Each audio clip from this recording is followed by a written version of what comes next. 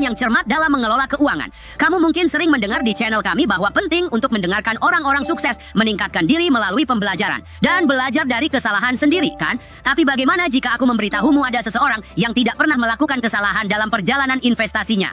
Aku menemukan sebuah video yang mengklaim hal seperti itu. Kedengarannya meragukan bagiku, tapi mari kita selami dan cari tahu apa yang sebenarnya terjadi di sini. Kau mengatakan padaku bahwa kau begitu hebat sehingga tidak pernah kehilangan uang dalam investasi apapun. Aku bisa mengatakan dengan fakta bahwa aku tidak pernah kehilangan uang dalam investasi. Saat aku tahu bahwa risiko melebihi laba, aku akan keluar. Hei, bisa beri aku contoh? Seperti, apakah kamu berinvestasi dalam saham individu? Ya. Jadi, bisa kamu ceritakan tentang investasi terbaikmu? Aku berinvestasi di Tata Elxsi ketika Tata Elxsi bernilai Rp110. Aku tahu bahwa aku mendapatkan imbal balik sekitar 150 kali lipat. Dan berapa harganya hari ini? 7.500 hingga 9.000. Dalam jangka waktu berapa lama? Mungkin tahun 2009, tahun 2009, periode 15 tahun. Dan berapa yang telah kamu investasikan? Aku menginvestasikan sekitar 7 lakh. Jadi, alasan kenapa aku berinvestasi di Tata Elxsi adalah pertama-tama karena itu adalah perusahaan Tata. Aku merasa bahwa Tata selalu memberi untuk pemegang sahamnya. Mereka baik bermain dalam jangka panjang dan mereka bermain dengan sangat agresif. Aku siap untuk bermain dalam jangka panjang dengan saham itu. Dan ya, masuk akal untuk masuk. Kedengarannya benar-benar keren. Dan tidak ada yang gaib soal itu. Dia hanya mempelajari perusahaan dengan cermat sebelum berinvestasi, yang merupakan langkah cerdas. Selamat temanku, semoga bakatmu dalam analisis yang akurat dan keberuntungan yang baik terus melayanimu dengan baik. Jadi ingatlah teman-teman, selalu analisis segala sesuatu secara detail. Nilai potensi investasimu tidak hanya berdasarkan sensasi perusahaan, tapi juga pelajari sejarahnya, ulasannya, dan tentu saja potensi setiap proyek secara individu.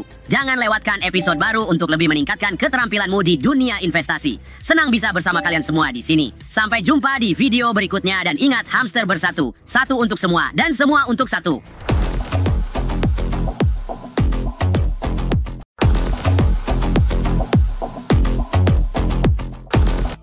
Halo untuk semua hamster pencinta keuangan di luar sana. Kita semua bermimpi memiliki rekening bank yang gemuk dengan banyak nol, kan? Tapi, apakah kita benar-benar memahami apa yang dilakukan oleh bank sendiri? Apakah mereka hanya mengenakan biaya kepada kita untuk menyimpan uang kita? Atau ada sesuatu yang lebih dari itu? Nah, hari ini aku telah memilih sebuah video yang akan membantu kita memahami ini. Jadi, mari kita dengarkan seseorang yang sepertinya tahu tentang topik-topik ini. Mari kita selami. Bank tidak menyimpan uang. Kamu tidak menyimpan uang di bank. Ketika kamu menyerahkan uang di bank, kamu sebenarnya meminjamkan uang kepada bank. Itulah mengapa kamu mendapatkan bunga sebagai imbalan. Setelah kamu mendapatkan bunga, uang tersebut bukan lagi aset, tapi menjadi kewajiban. Dan kemudian mereka mengambil kewajiban itu. Dan mereka menciptakan kredit. Mereka berada dalam bisnis membeli dan menjual sekuritas. Mereka bukan dalam bisnis menyimpan uangmu. Jadi, begitu kamu memahami bahwa mereka bukan dalam bisnis menyimpan uangmu, maka kamu perlu menyimpan uangmu. Kamu harus menempatkan uangmu ke dalam sumber daya dan tempat sebelum orang lain. Itulah mengapa orang-orang yang membeli properti di kota New York sejak awal memanfaatkan penawaran dan permintaan. Penawaran dan permintaan. Bagaimana jika tidak ada lagi permintaan terhadap dolar, kita memiliki pasokan yang tidak terbatas.